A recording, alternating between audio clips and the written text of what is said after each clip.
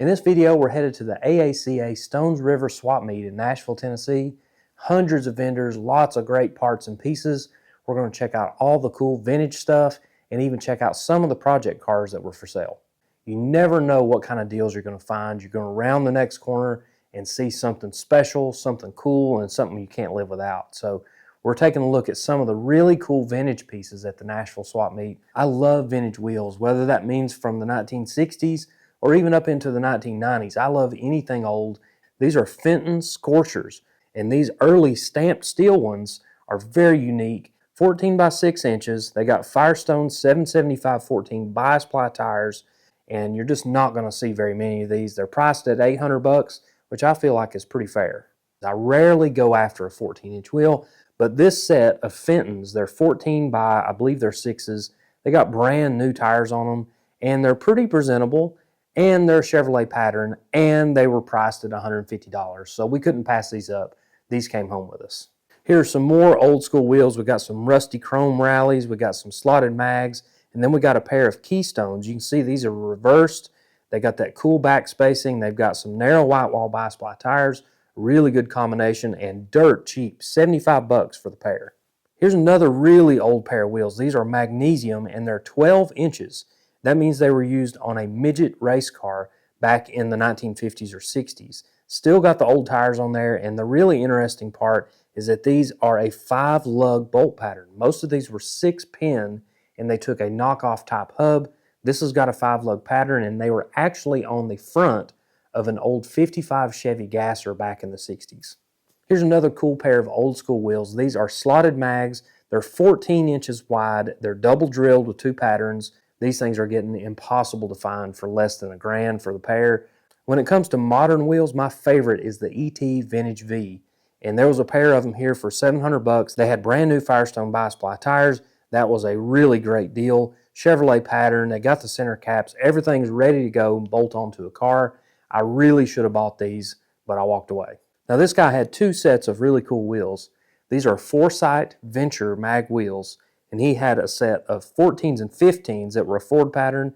Then he had a set of 14 by 6s and 14 by 7s that were a GM pattern. He wanted $300 for each set. I thought, again, that was a very fair price if you wanted a set of these wheels. Here's some more old school slotted mags. Looks like some 10-inch wides. They got some N50 15 tires on there with raised white letters. And then check this out. This was just a single and it was already sold. But look at that. That's a 1050/15 M&H Racemaster pie crust slick with an old school stamped steel wheel with chrome plating. That's a cool combo. Now this is a cool piece. This is based off of a 1956 Ford Thunderbird, but it's a little bitty car. It's a Thunderbird Junior. And you can see on the inside it's got a little frame, and it's got some brakes and things. I'm not sure exactly what motor this would have had, but it's a really cool piece. I always like old intake manifolds, especially when they take more than one carburetor, and this is a great example. This is an Edelbrock, and this is for an Oldsmobile engine. So 1949 to 1956, 303 or 324, you can see it's set up for 3 deuces. This is the OL396 part number from Edelbrock. Now here's an odd one. This is a Buick V6 intake manifold, and I'm assuming this is for a round track engine from the 80s or 90s. Look at the runners on this thing. You see the carburetor is kind of kicked off to the side. This is a crazy looking setup. Now I love old quick change rear end covers, and this one's a little bit confusing because the sign says it's a winner's quick change for $60, but the rear end cover actually says it's a Franklin, and there's a previous price tag on there for $40. So I'm not sure which is which, but still a cool piece. Of course, I love old drag cars, so I love to see these things for sale. This one's got some old paint on it. You can see those diagonal stripes in multicolors. It's got some age on it for sure. The old paint's coming apart. It's definitely needing some attention there. But this is a neat old race car. It's got a narrowed Dana 60 up under the back. You can see it's got some coilovers. It's got satin center lines front and back on there. And then up front, it's got a L88 type hood. It's got split front bumpers, and it says Z28 on there. I'm not totally sure about that, but a pretty neat looking car. It's got a lot of potential. Sitting next to it is a little Chevy Vega, and it says it's got a V8 in there. I didn't actually look under the hood, but it's set up and ready to go. Turnkey car. It's got a roll bar in there, slicks on the back. This will be another great project. Speaking of projects, check out this 35 Chevy round track car. Now this thing, again, is showing its age a little bit, but it's got a really cool stance and a cool profile here. The old body's cut up on it. You can see the old numbers on the side. It's got plenty of parts to go with it. You can see there a sprint car fuel cell, and you can see up front here a little bit of cage work there for a sprint car. Plenty of tires and wheels to go along with it and other parts.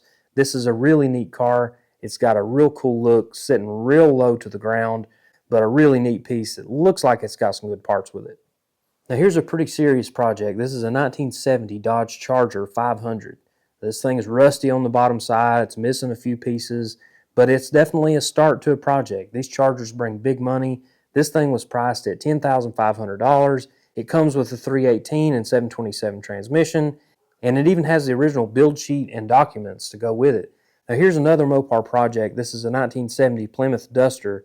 The first thing I noticed was that little spoiler on the back, but it does have a roll bar in there. It's got some modern racing seats. It's got a fiberglass scoop on the hood. Pretty presentable car. They're asking $8,000 for it, and it says it's already got a 9-inch Ford rear end under it.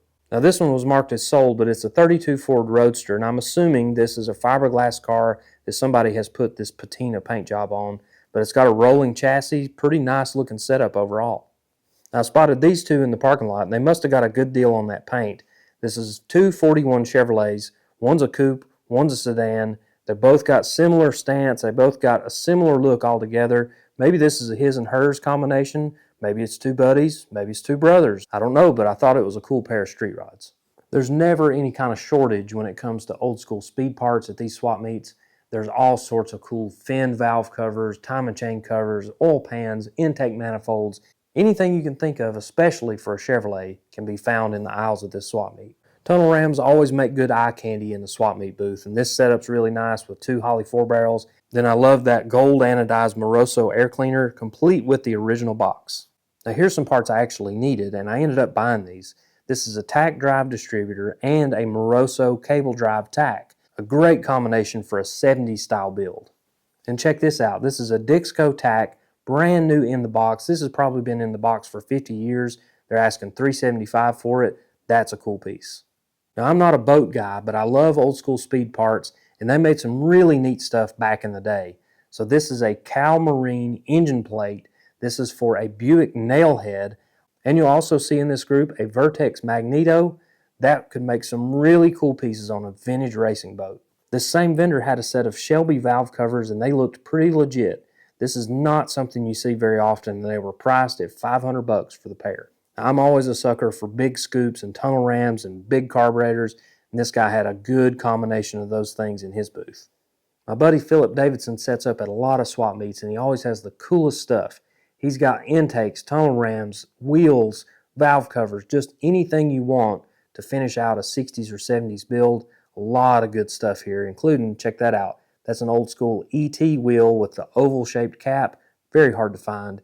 A lot of good Moroso stuff, Mickey Thompson stuff, old school scoops, air cleaners, just all sorts of cool stuff, including some really nice center caps. Check out those weld wheel center caps, the old blue ones, that's my favorite. He had a lot of them, cool shifters, just a little bit of everything, flex fans. Check out all that cool stuff for a 70s build. You could build it all right here with this collection of parts. This clutch can is a good deal, $125 for a Lenco can. That's a good deal. Check out the old school B&M shifter too. This is really old. The old console, $75, probably a good deal on it. Now I couldn't pass this one up. I don't actually own a Ford Flathead V8, but I love old school speed parts, and this was a good one. You can see there the price of $95. Couldn't pass that up. And this is an Edmunds piece. Really neat, and these things will clean up good. It'll be a good wall hanger, or maybe somewhere down the road somebody can use this thing, but I just couldn't walk away from it. This same vendor had a whole bunch of random gauges in this box, and I turned over this 4-gauge pod, and it had a pristine Green-line Stewart Warner water temp gauge, and I just had to have it. Here's some more eye candy. You can't go wrong with a big blower sitting up on the table. Even if it's empty and doesn't have any guts in it, it gets people's attention. It's a neat looking piece. Here we got another Ford Flathead piece. We got a 4 carburetor intake, and then look at these valve covers. Mickey Thompson Hemi valve covers. These things are like jewelry. $1,200 for those. More Flathead stuff, more vintage stuff everywhere you look. Here's an old Mr. Gasket inline shifter, and these vertical gate shifters were so cool back in the day because you could shift your 4-speed without doing the H pattern, just back and forth and shift it as hard as you could go, and these things would take the abuse. Just a really cool piece. $275 was the asking price on it. All right, I saved the best piece for last, and I honestly feel like this was the coolest vintage speed part at the whole swap meet. This is a Hone overdrive. Now, if you're familiar with drag and drive events these days, like Drag Week and Sick Week, you know all about gear vendors' overdrives. Long before gear vendors came along, the Hone overdrive was the thing to do. If you had a really aggressive gear ratio in the back, you could put one of these things behind your transmission and still be street friendly. So these things offered a 30% reduction in gearing. These things are rare. These things are valuable. They don't come up for sale very often. And this guy was asking $2,850, which I felt like is totally fair. You see them pop up on eBay every once in a while, $3,000 sometimes, $4,000, maybe $5,000 if it's brand new in the box. This piece looks like new. It would go great in a Yenko or a Baldwin Motion Camaro or some sort of old school 70s street machine. It would be a perfect fit for it. And even though there were thousands of parts and lots of great stuff on hand, I thought this was the very coolest piece at the whole swap meet.